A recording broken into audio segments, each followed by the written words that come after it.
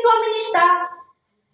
ज्यावेळी आग्र्याला गेलेले शिवाजीराजे भेटीसाठी गेलेले शिवाजीराजांना कैद केलं जातं, त्यावेळी शिवाजीराजे परत स्वराज्यात येतात। या दरम्यान तिथं दोन व्यक्ती शिवाजीराजांचं एक सोंग घेऊन आणि एक तिथं त्यांची राखण करत उभा राहिलेला असतो। त्यांना माहिती असतं की शिवाजीराजे म्हणून आपण इथं थांबलोय, पण जर यांना कळलं आपण शिवाजीराजे नाही तर आपल्याला जागीच मारलं जाईल, तरी सुद्धा शिवरायांसाठी जीव देण्यासाठी का बरं तयार होतात? आधी लगीन कोंढाण्याचं मग माझ्या रायबाचं असं म्हणणारा रायबा, असं म्हणणारा तानाजी या मातीत कसा बरं जन्माला येतो? ज्यावेळी जीवा महालात शिवाजीराजांसाठी जीवाला जीव देतो, हा व्यक्ती या महाराष्ट्राच्या मातीमध्ये कसा जन्माला येतो? कारण याच्यामध्ये लपलेली आहे स्वामीनिष्ठा आणि त्याहून पलीकडं त्यांच्या आईनं केलेले त्यांच्यावरचे संस्कार। त्यामुळे महिला वर्गाकडं सगळ्यात जास्त संस्काराची शिदोरी आहे आणि महिलांनी स्त्रियांची संख्या हळूहळू वाढते। आलेल्या सगळ्या महिलांसाठी खरं तर एक काव्य मला इथं आता सुचतंय। कधी शारदा तू कधी लक्ष्मी तू, कधी शारदा तू कधी लक्ष्मी तू, कधी भाविनी वा कधी रागिनी तू, कधी शारदा तू कधी लक्ष्मी तू, कधी भाविनी वा कधी रागिनी तू, तुझी थोरवी काय वर्णेल कोणी, तुला ज्ञात उमला याच्या वेदना, तू आहेस ना तू आहेस ना, सहस्रावधी सूर्य झुकतात जेथे, स्वयंभू अशी दिव्य सौदामिनी तू, स्वयंभू अशी दिव्य सौदामिनी तू। शिकवलं आणि आज प्रत्येक क्षेत्रामध्ये महिला आहेत। कोण डॉक्टर आहे, कोण वकील आहे, कोण इंजिनियर आहे, बरं सगळं जाऊ द्या, लिहिता वाचता बोलता एक माणूस म्हणून विचार करता येणं आणि आपण माणूस आहोत याची जाणीव होणं हे सुद्धा तितकंच महत्त्वाचं आहे। आणि आज महिलांना जर कोणामुळे लिहिता वाचता बोलता येत असेल तर त्या सावित्रीबाई फुले आहेत। पण यांना हे सहज झालं का हो एवढं की त्या आल्या वर्गामध्ये शिकवल्या आणि हे असं हजार लोक बसले होते वर्गामध्ये। ज्यावेळी सावित्रीबाई फुलेंनी पुण्यामध्ये पहिली शाळा काढली, ती बिडेवाड्यामध्ये काढलेली, बुधवार पेठेमध्ये काढलेली शाळा होती। त्या शाळेमध्ये ज्यावेळी सावित्रीबाई शिकवायला जायच्या त्यावेळी तत्कालीन समाज सावित्रीबाईंवरती शेणाचे गोळे टाकायचा, दगड टाकायचा। सावित्रीबाईंचं अगदी डोकं रक्ताने लाल व्हायचं तरीही ती माळी माऊली थांबली नाही। कशासाठी बरं? सावित्रीबाईंना काय 50 मुली होत्या का? त्या शिकल्याच पाहिजे होत्या। बहुजनांच्या मुली शिकाव्यात, तुमच्या माझ्या घरातल्या मुलीला माणूस म्हणून अस्तित्व कळावं यासाठी सावित्रीबाई झगडल्या, झुंजल्या, शेवटच्या श्वासापर्यंत झिजल्या आणि या सावित्रीबाईंमुळे संपूर्ण भारतामध्ये आज महिला शिक्षक आहेत। त्यामुळे या सावित्रीबाईंचा उपकार आपण मानावं तेवढं कमीच आहे। पण नेमकं असं होतंय, जे शिक्षण आपण घेतले, जे स्वातंत्र्य आपल्याला मिळाले आणि ते इतकं अलगद मिळाले, इतकं सरळ पद्धतीने मिळाले ना, तर ह्या आत्ताची जी पिढी आहे ना त्याला आपल्याला याचं कसल्याही प्रकारचं गांभीर्य राहिलेलं नाही। म्हणजे झाले आम्ही दोन, आमचे दोन, आमचा होतो एक चौकोन, या चौकोनातले जातात दोन, उरलेल्यांना आधार कोण? विभक्त कुटुंब पद्धती। शिक्षणाचा वापर आपल्या रोजच्या आयुष्यामध्ये कसा करायचा हे आमच्या नवीन पिढीला आज समजत नाही। तुझ्यात जीव रंगला, कदाचित आता कार्यक्रम बदलले असतील, सांगता का कोणते कार्यक्रम बघता? आज ते कार्यक्रम म्हणजे कार्यक्रम बघणं चुकीचं नाही, कार्यक्रम तुमच्या मनोरंजनासाठी, पण तुम्ही कार्यक्रमामध्ये वेळ घालवताय हे त्या कार्यक्रमवाल्यांना पण माहितीये। त्यामुळं एकदा ती टीव्ही चालू झाली की अर्धा तास 2 तास तुमचा कसा व्हायला जातो हे बरोबर कळतं। तुमच्या मेंटॅलिटी बरोबर ते खेळतात। घरातला सासू सासऱ्यांचा जाच, नवरा बायकोची भांडणं, जावा जावांची भांडणं, हे सगळं कार्यक्रम कुठेतरी काहीतरी भारी नॉलेजेबल काही कार्यक्रम आहे का? तो कार्यक्रम आम्ही बघणार नाही। त्यांना पण कळतो TRP कुठं वाढवायचा, कसा वाढवायचा, पण आमच्या महिलांना कळत नाही। ते बघायचं घरामध्ये जाच करायचा। महिला सक्षमीकरण म्हणजे काय बरं? इथं मागं मुली उभी आहेत, तुम्हाला कोणाला सांगता येईल का? नुसतं हात वर करा, सांगितलं नाही तरी चालेल, मला बघू द्या किती सक्षमीकरणाची आपल्याला आज गरज आहे।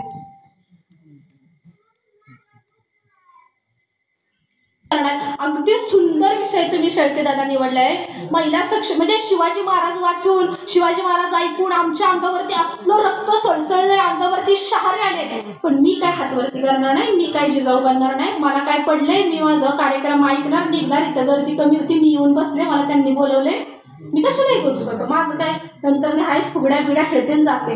मुलींचे खेळ बदला, कळलं का? मुलींचे खेळ बदला. तुम्हाला शिवचरित्र ऐकण्यापेक्षा आपण माणूस काय हे कळण्याची जास्त गरज आहे. कारण की जोपर्यंत तुम्हाला माणूस म्हणून तुम्ही स्वतः कळत नाही ना, तोपर्यंत शिवाजी महाराजात सांगितले काय, रामायण सांगितलं काय, महाभारत सांगितलं काय, आणि पंढरीचा विठुराया सांगितलं काय नाही. अंतकरणातला विठुराया जोपर्यंत तुम्हाला सापडणार नाही ना, तोपर्यंत तुम्हाला स्वत्वाची जाणीवच होणार नाही. महिला सक्षमीकरण म्हणजे नक्की काय हे मी तुम्हाला अगदी साध्या भाषेत सांगते. कारण की आता ज्या पद्धतीने हात वरती आलेत ना, त्या पद्धतीने मला वाटते आपल्या गावाकडच्या भाषेतच बोललेलं जास्त बरं राहील. कारण म्हणजे काय, म्हणजे मला घरच्यांनी सांगितलंय तू शाळेत जा, म्हणून मी पहिलीमध्ये शाळेत गेले. आमच्या शेजारचा दादा जात होता, आमच्या घरात मी खूप त्रास देत होते म्हणून मी शाळेत गेले. आमच्या घरात 4 मुली होतो, घरच्यांना दिवसभर आमचा त्रास व्हायचा म्हणून मी शाळेत गेले.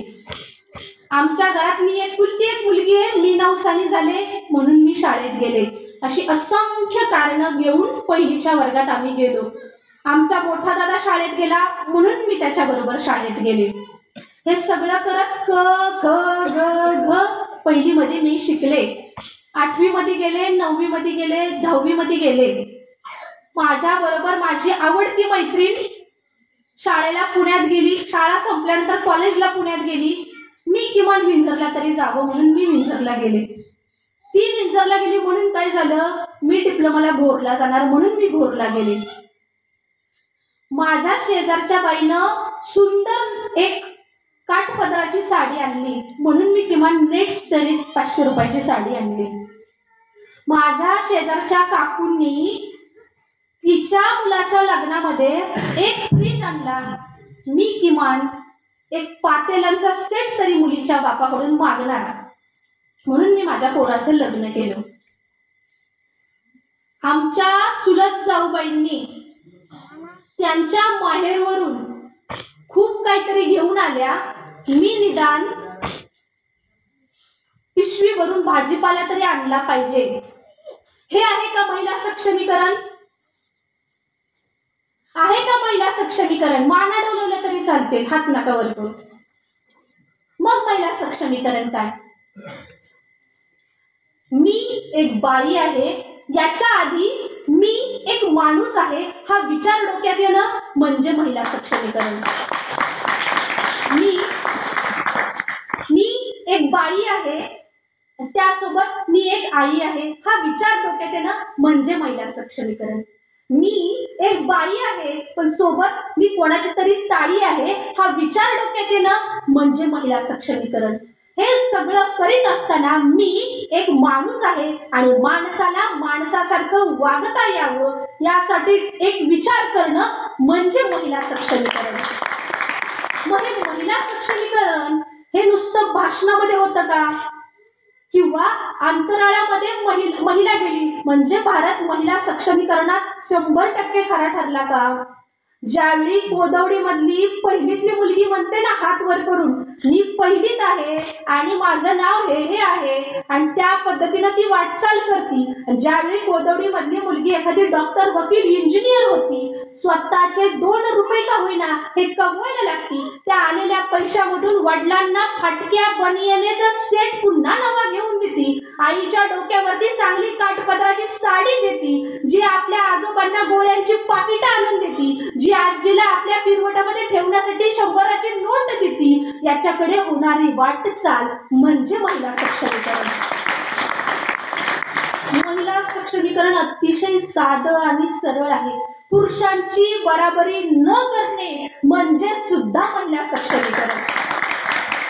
निसर्गाच्या पद्धतीनुसार स्त्री आणि पुरुष हे शारीरिक दृष्ट्या पूर्णतः भिन्न आहेत. याचा अर्थ आपण त्यांच्याशी प्रत्येक गोष्टीत बराबरी करणं हे काही योग्य नाही. आमच्या घरामध्ये मी आज माझे 2 मोठे भावंड आहेत, त्यांच्यानंतर मी 3री मुलगी जन्मलेली आहे. आमच्या घरात मला असं कधीच सांगितलं नव्हतं की तू पोरगी आहेस, तू ते भाटुकलीच्या खेळाबरोबर, बाहुलीच्या खेळाबरोबर खेळत बस म्हणून. आमचा दादा भाऊ ज्यावेळी बॅट बॉल क्रिकेट खेळायला जायचा त्यांच्याबरोबर फिल्डिंग करायला मला नेलं जायचं. म्हणजे धरून बांधून मला पोरांचेच खेळ शिकवलेले. त्यामुळे आपण घरामध्ये ज्यावेळी म्हणतो ना आमचा मुलगा छोटासा ज्यावेळी रडतो त्यावेळी ह्या पोराची आई त्याला 100% सांगत असेल, पुरीसारखा कशाला रडतोस, गप्पी जा. रडणं म्हणजे महिला सक्षमीकरण आहे का? आपण लहानपणापासून आपल्या मुलींना काय शिकवतो? रडणं मुलींचा गुणधर्म, कणखरपणे वागणं हा मुलांचा गुणधर्म. पण ज्यावेळी आपल्या घरातील पोरगी नांदायला जाते तो हळवा झालेला बाप सगळ्या समाजाच्या बाजूला तोंड फिरवतो आणि दुसू ज्यावेळी रडत असतो ना तो बाप तितक्याच पद्धतीनं आईच्या बरोबरीने त्या लेकीवरती प्रेम करणारा असतो. मग तरीही आमच्या त्या बापाला त्याच्या आईनं लहानपणापासून शिकवलेलं असतं पुरींसारखं रडायचं नाही, समाजात रडायचं नाही. पण ज्यावेळी ही वडीलधारी माणसं आपल्यावरती एक वडीलतेचं छत्र धरतात ना त्या छत्राचा आदर करत स्वतःची गरिमा, स्वतःचे स्वतंत्र विचार, स्वतःचं स्वतंत्र अस्तित्व बाळगणं याला म्हणायचं महिला सक्षमीकरण. पण आपण कसं केलंय, महिला सक्षमीकरणाचा अर्थ इतका सुंदर काढलाय म्हणजे आम्हाला असं वाटतं की आमच्या भावापेक्षा मला ना काहीतरी भारी काहीतरी करायचंय, ह्यांना काय कळतं, मला सगळं कळतंय, ह्यांचं कुठं काय असतंय. त्या महिलाचं मला वाटतं रोज 2-3 तर शिव्या देतच असतील उठल्यापासून, ह्याला काय कळतंय, मी म्हणून संसार टिकला. अहो पहिल्यापासून सगळा संसार टिकायची जबाबदारीच आपल्याकडे. महत्वाच्या संस्था आपण चालवल्या. डिफेन्स मिनिस्ट्री म्हणजे संरक्षण कोण करायचं पहिल्या काळापासून? दुर्गादेवी. दुर्गादेवीचं नावच डिफेन्स मिनिस्ट्रीची हेड आहे.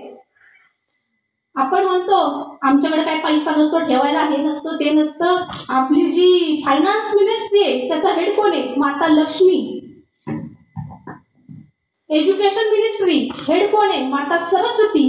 म्हणजे पहिल्यापासून महत्वाची खाती आपल्याकडे दिलेत पण आपण ती झुगरलेत. लाल पिवळं गोरं पांढरं सगळं करण्यामध्ये आपण एवढ्या व्यस्त झालोय की आपल्याला आपण माणूस आहोत ते आपल्याला सांगावं लागतंय. ही नशीब 4-2 लोक आहेत गावामध्ये की जे आपल्याला आपल्या स्वत्वाकडे घेऊन चालेल. मी आता इथं काहीतरी बोलते याचा अर्थ मी पण काय लय ग्रेट अशातला भाग नाही.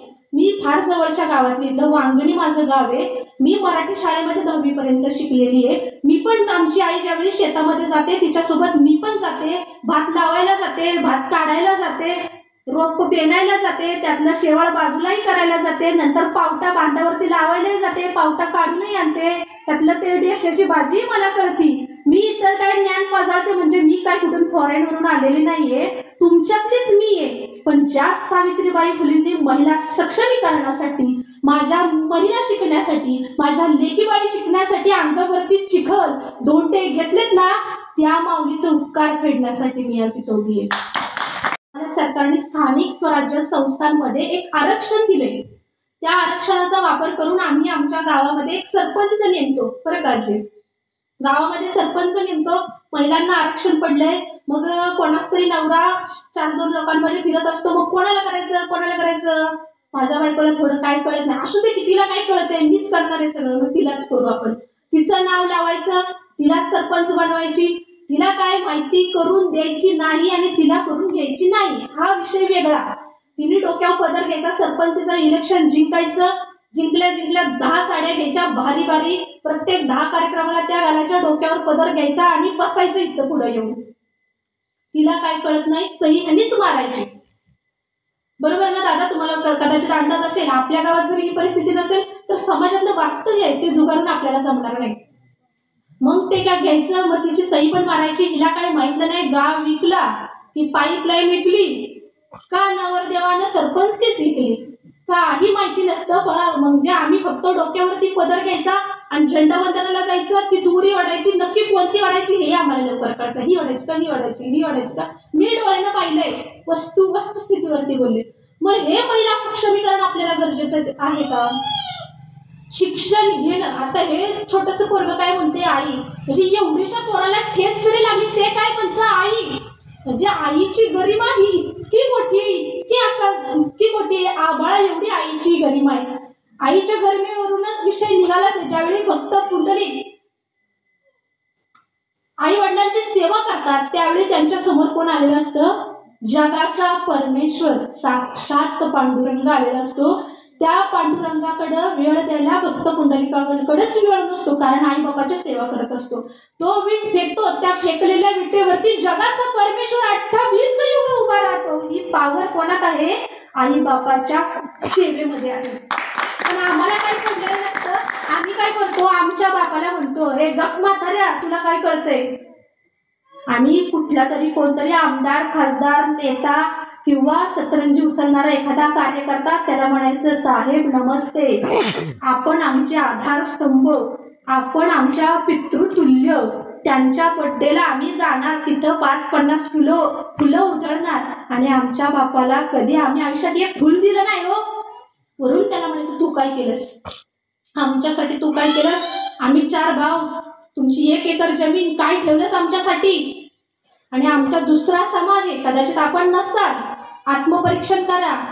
आमच्या सासऱ्याला भाकरीचं टोपल्यामधली चतकोर भाकरी उचलून घेण्याची सुद्धा काही घरांमध्ये परवानगी नसते. हे महिला सक्षमीकरण आहे का?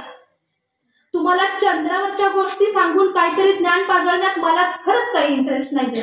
छोट्या छोट्या गोष्टीमध्ये माणूस म्हणून तुम्हाला जिंकता आलं पाहिजे, बाई म्हणून तुम्हाला जिंकता आलं पाहिजे, आई म्हणून तुम्हाला जिंकता आलं पाहिजे, ताई म्हणून जिंकता आलं पाहिजे, सून म्हणून जिंकता आलं पाहिजे. हे जोपर्यंत तुम्हाला कळणार नाही ना, तोपर्यंत तुम्हाला कोणत्याही देवाच्या पायापुढे डोकं फोडलं, रक्त बंबाळ झाला तरी तो देवही पावणार नाही कधीच. देव अशा माणसांना पावतच नाही जो घरामध्ये सासू सासऱ्यांचा जाच करतो. मी शिवाजी कोर्टामध्ये आता गेले 1 वर्षभर प्रॅक्टिस करते.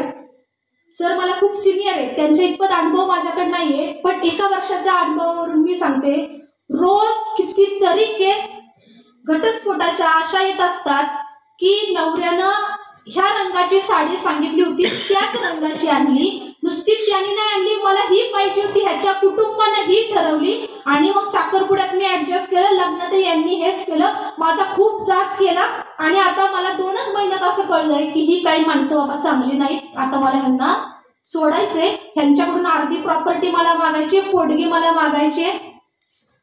मग त्यांनी तिकडं घाणकर आहे ना कुठं, मला काही त्याच्याशी घेणं देणं नाही, मी माझी वाळी मी सेपरेट राहणार आहे. महिला मंडळ लक्ष द्या थोडं, तुमच्यासाठीच खास कार्यक्रम आहे हा. सुंदर नटल्यात सगळ्या, कुठेतरी मी टोचणाऱ्या गोष्टी बोलते, पण तुमची लेक, तुमची बहीण, तुमची मैत्रीण म्हणून थोडं कुठेतरी मला सूट द्या. कदाचित माझ्या नावातच ॲग्रेसिव्हपणा आहे, तो मी किती सॉफ्ट वगैरे तरी मला ते काही जमत नाही, हळूहळू ते बाहेर येतं. त्यामुळं पुण्यासारख्या ठिकाणी कितीतरी रोजच्या डिवोर्सचे प्रमाण वाढलेले, आणि हे दाखल होणारे आहेत, न दाखल होणारे असे कितीतरी प्रकार आहेत. पहिलं होत होतं म्हणजे असं लिहिलं जायचं की विहिरीजवळ पाण्याला गेली, कसं तरी पाय घसरला आणि पडली वाटतं, ती घरात स्वयंपाकघरात काम करत होती आणि कुठेतरी पदर लागला वाटतं आणि आग लागली वाटतं तिला, कुठेतरी वरती गेली होती शेतामध्ये, पाय घसरला, डोंगरावनीच पडली वाटतं, नाही काहीतरी काम करत असताना हात मोडला, जागेवरच मेली. कदाचित ह्या दंतकथा असतील असं आपण समजू, पण हा त्यावेळी आपल्यावरती होणारा अत्याचारच होता. पण या पितृप्रधान संस्कृतीनं त्याला कुठेतरी अपघाताचं वळण दिलं होतं. तुमच्या माझ्यावरती होणाऱ्या या अत्याचाराला त्या पितृप्रधान संस्कृतीनं त्यावेळेसच्या, ह्या नाही बरं का, त्यावेळेसच्या पितृप्रधान संस्कृतीनं वेगळं वळण दिलं होतं, आणि त्याचा बदला घेण्यासाठी आपण असा अर्थ वागायचं का बरं? महिला सक्षमीकरणाचा अर्थ पूर्णतः वेगळा आहे. महिला सक्षमीकरण जरी शिक्षण घेणं म्हणजे महिला सक्षमीकरण आहे का? त्या शिक्षणामधून तुम्ही काय घेतलंय हे कळणं. एक समाज निर्माण होण्याच्या, कुठलाही समाज निर्माण होण्याच्या 4 पायऱ्या असतात. एक शिक्षित, सुशिक्षित, सुसंस्कृत आणि सृजनशील. शिक्षित म्हणजे काय? मला काहीतरी लिहिता वाचता येतं म्हणजे शिक्षित. सुशिक्षित म्हणजे काय? मला काहीतरी लिहिता वाचता येते, त्याच्यावरती विचार करणं म्हणजे सुशिक्षित. सुसंस्कृत म्हणजे काय? एक मला लिहिता वाचता येते, त्याच्यावरती विचार करता येत, त्या विचारांची अंमलबजावणी करत एक संस्कृती निर्माण करणं म्हणजे सुसंस्कृत. आणि सृजनशील म्हणजे काय? मला लिहिता येतंय, वाचता येतंय, त्यावरती विचार करता येत, त्याच्या पद्धतीने कृती करणारी मी एक संस्कृती निर्माण केली. त्या संस्कृतीला पुढच्या पिढीला सृजनशील पद्धतीनं देता येणं म्हणजे सृजनशील. आणि या 4 पायऱ्या जोपर्यंत पूर्ण होत नाही तोपर्यंत कुठलाही समाज आणि सामाजिक व्यवस्था ही पूर्ण होत नाही. पण या समाज व्यवस्थेला सगळ्यात मोठा पाठिंबा असणारी जर कोणती अजून एक समाज घटना असेल तर ती आहे कुटुंब व्यवस्था. आणि ती कशा प्रकारची? विभक्त कुटुंब व्यवस्था. ज्यावेळी आमचा बाप 3 पोरं एकटा सांभाळतो, पण आमच्या 3 पोरांची लग्न होतात. मागची मंडळी कदाचित आपण जास्त एज ग्रुप मधले आहात. 3 पोरांना आमच्या बापाने एकट्याने सांभाळलेलं असतं, पण आमच्या 3घांची ज्यावेळी लग्न होतात 3घांच्या बायका घरामध्ये येतात. आम्हाला 2-2 पोरं होतात, पण आमचा एकटा बाप ज्यावेळी त्या खाटाच्या जवळ खोकत खोकत पडलेला असतो त्यावेळी मी त्याला म्हणतो, तू काय केलंस? ही सृजनशीलता जर आपण आपल्या मुलांना दिली तर आपण त्या वयाचे झाल्यानंतर आपली मुलं काय बरं करतील? त्यामुळे समाजाकडे पाहण्याचा दृष्टिकोन आपल्याला बदलायचा असेल तर पहिल्यांदा घरामधूनच बदलला पाहिजे. महिलांना मगाचपासून बोलते, त्यांना कुठेतरी वाईट वाटेल म्हणून जरा तुमच्या बाजूनी. तुम्ही मुलं ज्यावेळी इथं ह्या मंदिराजवळ बसता, आजूबाजूच्या घरातल्या पोरी जात असतील, बरं इथलं सोडा, इथं आपण असला आगाऊपणा करत नाही. आपण इथून ज्यावेळी भारतीय विद्यापीठला जातो, कुठेतरी राहायला, कुठेतरी बालाजीनगरला जातो, हळूहळू दत्तनगरला जातो, कुठेतरी खाली जातो, बिबीवाडीला जातो, आम्ही कुठेतरी जातो. तिथं प्रत्येक ठिकाणी एक चौक असतो. गावातलं तिथं काही कोण राहत नाही, दुसऱ्या गावातल्या पोरीबाळी तिथं राहायला आलेल्या असतात आणि त्या समोरून आपल्या अशा जात असतात. बरं का दादा, तुमच्या सगळ्यांसाठी त्या समोरून जात असतात. ज्यावेळी तुमच्याकडे बघून कोणत्याही पोरीनं, मी मुलगी म्हणून तुमची बहीण म्हणून तुम्हाला सांगते, तुमच्याकडे बघितलंय, ती पोरगी चालली आणि तुमच्याकडे बघितले त्या पोरीने अशी ओढणी केली, तुम्ही समजून जायचं तुम्ही माणूस म्हणायच्या लायकीचे नाही. छत्रपती शिवाजी महाराज की त्या दिवसापासून म्हणायचं सोडून द्यायचं. कारण का? छत्रपती शिवाजी महाराजांनी परस्त्री आई समान मानली होती. आणि आपल्याकडे बघत असताना जर एखादी माय माऊली जर आपल्या डोक्यावरती पदर घेते, अंगावरती 2 वेळा उलटी घेतली का नाही नीट बघते ना, त्यावेळी आपण समजून जायचं माणूस म्हणून तर आपली लायकी नाहीच, पण छत्रपती शिवाजी राजांचं नाव घ्यायची सुद्धा त्यावेळी आपली लायकी नाही. ज्यावेळी आमच्या घरामध्ये आमची आई शिकवते ना 7च्या आत घरात ये, त्याच वेळी आपल्या पोराला सांगायचं 7च्या आत तू पण घरात ये. नाहीतर त्याच वेळी आपल्या पोराला काय सांगायचं, जशी ही तुझी बहीण आहे ना, गावातली सगळ्या पुरी तुझ्या बहिणीसारख्या आहेत, कोणत्याही पुरीच्या हाकेला धावून जा. तुझ्या नावाने ज्या दिवशी माझ्याकडे एखादी कंप्लेंट येईल, तू आहे आणि मी आहे, ह्याला म्हणायचं महिला सक्षमीकरण. महिलांनी महिलांचा जाच करणं म्हणजे महिला सक्षमीकरण नाही. नंदेनं भाऊजाईची कळ सांगणं म्हणजे महिला सक्षमीकरण नाही. सुननं सासूची माप काढणं, सासूना आमच्या टाइमला बाई असलं नव्हतं काही, हिचं काही नवीन, मी बाई एका पिशवीमध्ये अख्खे गणपती करत होती, हिला खाडावा लागतोय, हे महिला सक्षमीकरण नाही. हसल्या त्या मागच्या मार्मिक विषय. तू लय पुस्तके सांगून आज काही जमायचं नाही, एक तर धरून बाजून आणले त्यांना, बरोबर का नाही? आमच्या वेळी असलं होतं बाई कुठं काय आजी, बरोबर का नाही? तुमच्या टाइमला असलं होतं वेळेला आली लिपस्टिक होती का?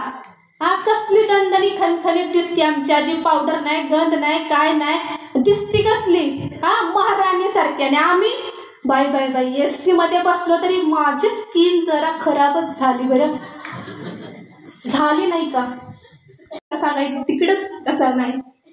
अहो काय करायचं याला, ठीक आहे तुम्हाला नटायची आवडेल, नटा मुरडा मस्त आयुष करा, ह्यांच्या जीवावरच करताय ती, आम्ही कुठे कमवते. तर ज्यावेळी तुम्ही कमवाल त्याला म्हणायचं महिला सक्षमीकरण. पण ते सक्षमीकरण करत असताना मी कामाला जाते, तुला कशाला भाकर तुकडा लागतोय, तुझं तू खा की गिळती ग, हे महिला सक्षमीकरण नाही हो. आणि कामाला जाते त्यांच्यावरती ड्युअल वर्क आहे. मी सोशलॉजी चांगली शिकलेले, सोशलॉजी स्पेशलिस्ट मध्येच मी कॉलेज केलेलं आहे, त्यानंतर माझा स्पेशल विषय सोशलॉजी होता. पण आपल्या महिलांना एक ड्युअल वर्क आहे, त्यांचं कुठंही आपण माप काढत नाही. म्हणजे ती सकाळी उठती, घरात सगळ्यांच्या आधी ती उठती, घरात पाणी ठेवते सगळ्यांच्या आंघोळीला, सगळ्यांच्या आंघोळ्या होतात, त्याच्या आत तिचा नाश्ता तयार होतो, तुम्ही सगळे नाश्ता करता, कामाला जाणारे डबे घेऊन जातात, शाळेत जाणारी पोरं डबे घेऊन जातात, तुमची सगळी खरकटी ती गाजती, ती काही खात नाही तोपर्यंत. ती परत जाते आवरती, सगळं आवरती, मग शेताला काही निघून जाते किंवा काही घरातही थांबते. आणि हे सगळं करून तुमच्या डब्यामधलं तुम्हाला देऊन उरलेलं एवढी सजी खाती. त्यानंतर संध्याकाळची तयारी करती, भाजीला आज काहीच नाही, मग कुठंतरी कोणाच्या तरी बांधावरचं काहीतरी तोडून आणते, कुठंतरी नसला पुरवणे हो येताना हे घेऊन या असंही फोन करून सांगते. त्यानंतर उरलेला सगळा स्वयंपाक करते. संध्याकाळी 9 वाजता तुम्ही जेवून टीव्ही बघत बसता, रिमोट बघत बसता. त्याच्यानंतर 11 वाजले तरी ती बाहेर जाऊन भांडी घासते. पण या सगळ्यासाठी जर आम्ही एखादा कामवाला, म्हणते मी कामवाली नाही, एक सगळं करण्यासाठी एखादा कामवाला व्यक्ती ठेवला, माणूस ठेवला, कामवाली नाही कामवाला ठेवला, किती पैसे घेईल बरं? बरोबर, रोजचा प्रश्न आहे का नाही आपला? मी एवढं सगळं करते, मला काय? मगाशी ते दादा पण सांगत होते, महिलांच्या रोजच्या दिनक्रमातून त्यांना आज थोडंसं विरंगुळा करायला वेळ मिळतो. हे 7-8 दिवस त्यांच्यासाठी खूप उत्साहाचे असतात. त्या स्वतःला जगण्यासाठी एक आनंद शोधतात, कुठेतरी मंगळागौर करतात. पण हे सगळं करत असताना त्यांच्या केलेल्या कुठलाही 1 रुपया न देता ज्यावेळी त्या काम करतात, त्या कामाची किंमत ही कुठच्याही पैशामध्ये मोजता येणारी नाही. अहो, पुण्यासारख्या ठिकाणी जर एखादी बाई भांडी घासायला जरी नुसती आली ना, तरी ती बाई 1,500-2,000 हजार घेते. कपडे धुणारी बाई वेगळं घेते, ते वाळत घालणारी वेगळं घेते. एवढं सगळं ते ह्या आजींसारख्या काही महिला अजून आमच्या घरामध्ये अशा असतात की ज्या आजूबाजूच्या 4-5 जणींची जी छोटी छोटी बाळं असतात ना, त्यांना आंघोळ घालायला जातात. काही नाही, आमच्या अमक्याच्या तमक्याचं पोरगं आहे, मी जाणार आंघोळ घालायला. याच्यासाठी पुण्यासारख्या ठिकाणीही पैसे घेतले जातात. पण यांच्या कष्टाचा मोबदला आपण त्यांना काय देतो? आपल्या घरात आपली आई कष्ट करते, आपली बहीण कष्ट करते. मुलांनी खरं तर हा विचार करण्याची गोष्ट आहे. तुमची लग्न नसतील झाली पण तुमची आई घरातली काम करते ना. आईच्या कष्टाची किंमत काय? आपण काय करतो, आईने एखादा सुंदर आणि छान चविष्ट पदार्थ केलेला असतो, कुठेतरी कोणीतरी आईला सांगितलेला असतो किंवा तिच्या आजीनं आईनं तिला शिकवलेला असतो, आईने इतक्या आवडीने आपल्यासाठी तो पदार्थ केलेला असतो. त्या पदार्थामध्ये चुकून थोडंसं मीठ कमी असतं आणि आई म्हणते हे काही धड केले वे, मीठच नाही. मीठ नसलं ना तरी म्हणायचं 1 नंबर केले, मीठ असंच टाकत जा, 1 नंबर लागते. ज्यावेळी तुम्ही हे करायला शिकाल ना, त्यावेळी तुम्ही तुमच्या आयुष्यात छत्रपती शिवाजीराजे नक्की व्हाल.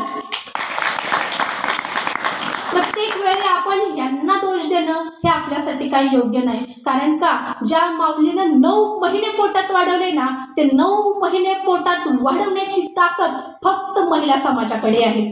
आणि 9 महिने जी तुम्हाला पोटात वाढवते ना, ती तुम्हाला आयुष्यभर सुद्धा तळहातावरती जपते. पण आपण मात्र आपल्या आईला जपत नाही. इंस्टाग्राम न वापरणारी पिढी आपली आई आहे, फेसबुक न वापरणारी पिढी आपली आई आहे.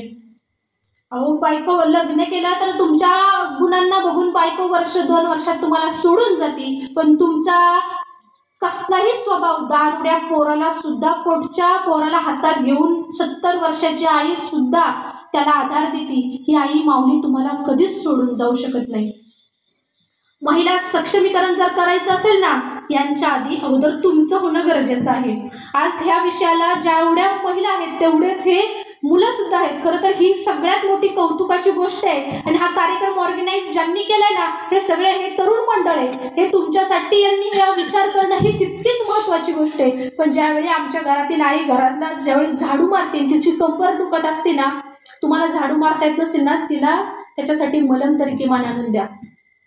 जोपर्यंत तुम्हाला तुमच्या आईच्या हाताला जो फोड येतो ना, जो चटका बसतो ना, याची जाणीव होत नाही ना, तोपर्यंत तुम्ही माणूस बनवण्याच्या सुद्धा पात्रतेचे नसता.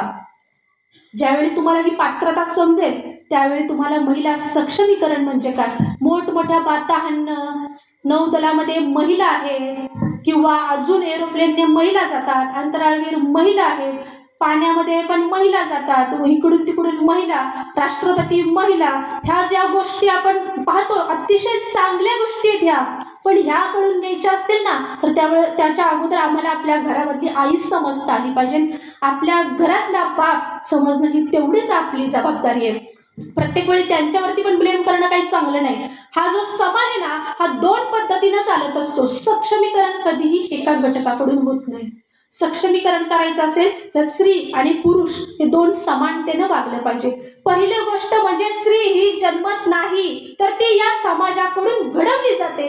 त्याचप्रमाणे पुरुषही जन्मत नाही, तो सुद्धा या समाजाकडून घडवला जातो. लहानपणी आमच्या आईने आम्हाला सांगितलेलं असतं की तू स्वयंपाक करायला शिक, त्यामुळे आम्ही मुलगी व्हायला सुरू होतो. आमच्या आईनं सांगितलेलं असतं आम्हाला अशा अशा पद्धतीचे कपडे घाल, मग आम्ही हळूहळू मुलीसारखं दिसायला लागतो. आमच्या आईने आम्हाला सांगितलेलं असतं 7च्या आत घरात ये, मग आम्ही मुलींसारखं वागायला लागतो. आमच्या आईनं सांगितलेलं असतं एवढी मोठ्याने कशाला हसतेस, तर हळूहळू हसकी, बाई आहेस का कोण आहेस.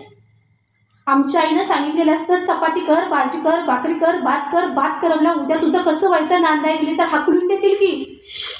म्हणजे आम्हाला एक प्रोडक्ट म्हणून कदाचित तयार केलेलं असतं की उद्या लोकांच्या घरी गेल्यावर कसं व्हायचं आणि यांच्याकडे गेल्यानंतर आपलं कसं व्हायचंय ते होतंच. पण कायदा आणि सुव्यवस्था आमच्या मागे आता एवढी प्रचंड उभी राहिली आहे ना, त्याचा दुरुपयोग करू लागलोय आम्ही. तो नाही झाला पाहिजे. कारण ज्या पद्धतीनं कायद्यानं आपल्याला स्वातंत्र्य बहाल केले, माणूस म्हणून जगण्याचा अधिकार दिलाय, स्वतःचे एक निर्णय घेण्याचं स्वातंत्र्य दिलंय, याचा कुठंतरी थोडा का होईना गैरवापर ज्यावेळी होईल ना, त्यावेळी आपण माणूस म्हणून हरलेलो असेल. एक स्त्रीची व्यथा सांगते. एक स्त्री आहे, ती मरणानंतर तिने होऊ शकते. बोलायचंय का नाही? एक नंतर कशा पद्धतीनं व्यक्त होते, म्हणजे ती आता मरण पावलेली आहे आणि ती महिला म्हणते, तिला लोक म्हणत असतात बाई उठ आता लवकर उठ. ती म्हणते मला सगळी म्हणत असतात उठ की, उशीर का होईना उठ की आता. यांच्यासाठी मी पहाटे 5 वाजल्यापासून राबायचे, 5 मिनिट जरी उशीर झाला ना तरी म्हणायचे बघ हिला काय वाटतं का, अजून झोपून राहिली. आता मला ही सगळी म्हणतात उशिरा का होईना उठ, पण आता हे ऐकण्यासाठी मी हाय वेळ तिथं. आता मी मेले तर माझ्या मरणानंतर ही माझ्या तोंडाला पावडर लावतायत, गंध लावतायत, कुंकू लावतायत, बांगड्या घालतायत, पायात जोडवी नवी साडी घालतायत. ज्यावेळी मी जिवंत होते जरा पावडर लावली, जरा लिपस्टिक लावली, ती म्हणायची काय नाट्टापट्टा करून हिला काही टीव्हीत जायचं वे, पण आता हा मेकअप बघायला मी आहे होय तिथं. आता सगळी रडतायत उठ की ग उठ की ग, पण ज्यावेळी ही माझा काम करून करून मला त्रास व्हायचा आणि मी रडायचे, त्यावेळी म्हणायचे हिला कशाने धाड भरली, कर की काम जरा. पण हे आता माझ्यासाठी रडणारी लोक बघायला मी आहे होय तिथं. आता मला बसवली इथं आणि मला वारा घालतायत, पण हे सगळं बघायला मी आहे का तिथं.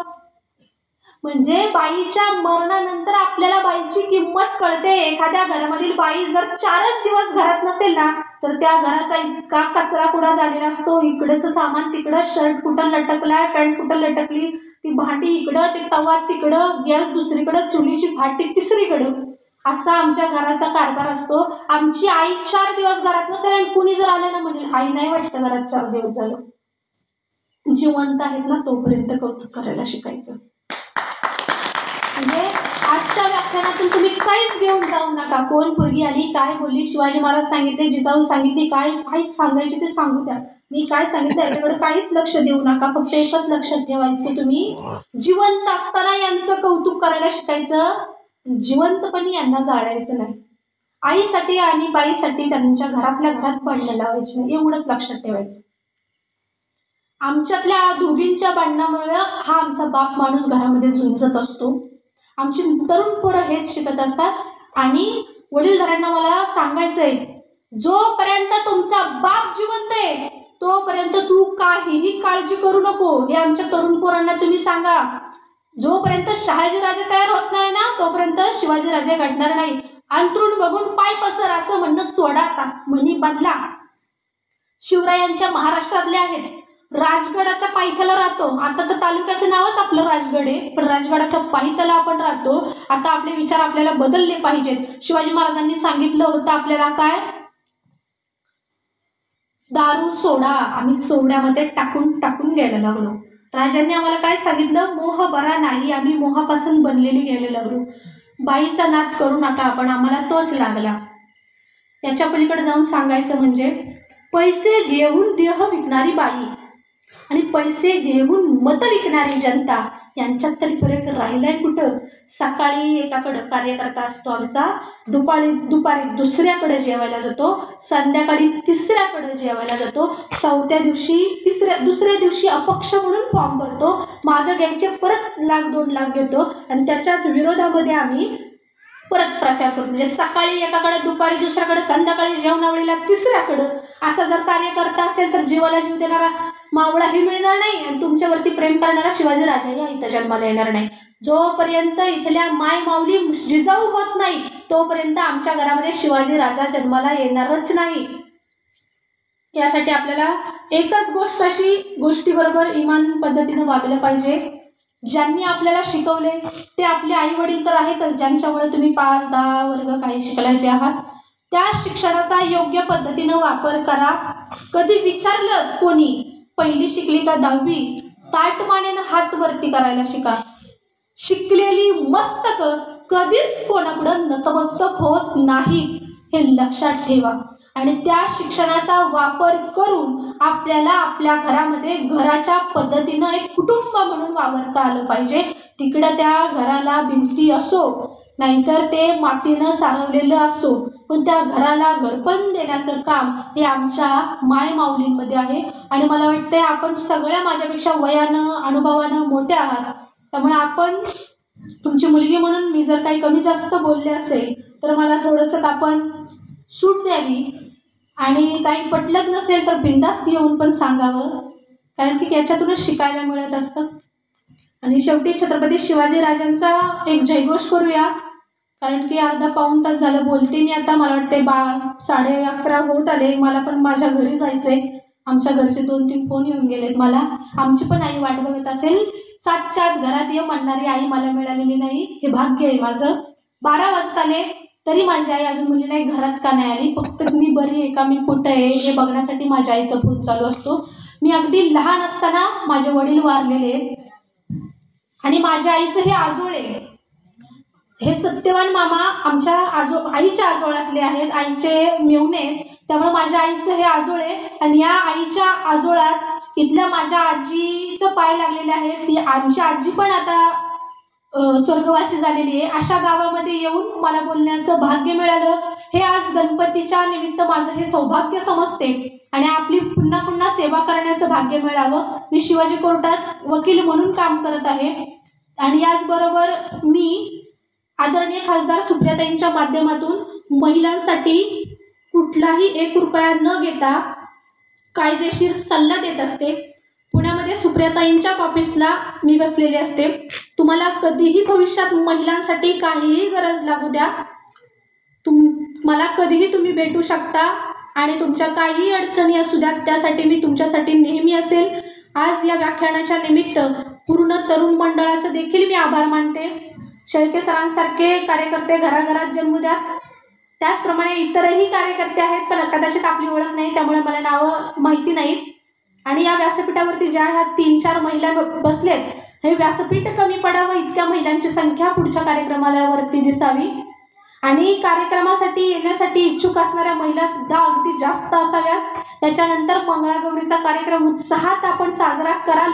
मस्त सुंदर नटलेल्या आहेत सगळ्या, पण सुंदर दिसण्यापेक्षा सुंदर असणं पण तितकंच महत्त्वाचं आहे.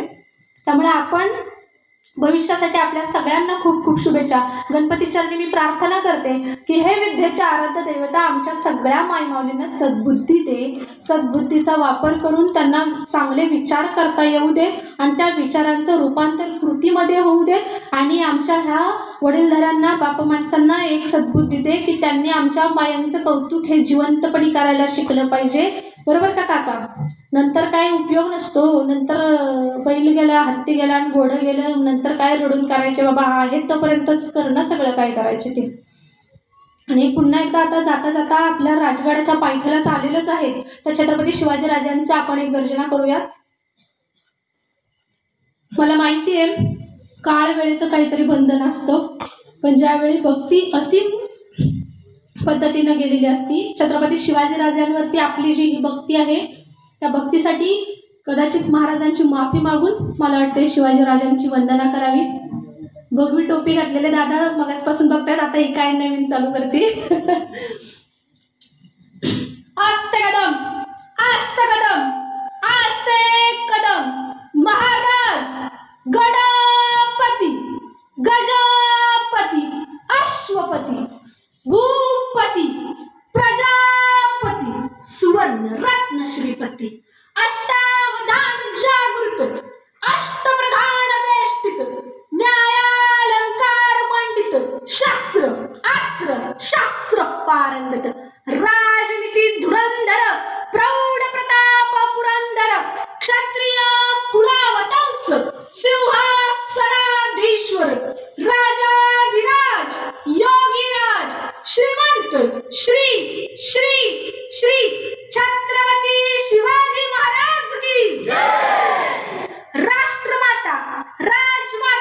स्वराज्य प्रेरिका माँसाहेब जिजाऊबाई साहेब की स्वराज्याचं धाकलं नवी ज्ञान गोविंद छत्रपती संभाजी महाराज की नमो पार्वतीय पते हर हर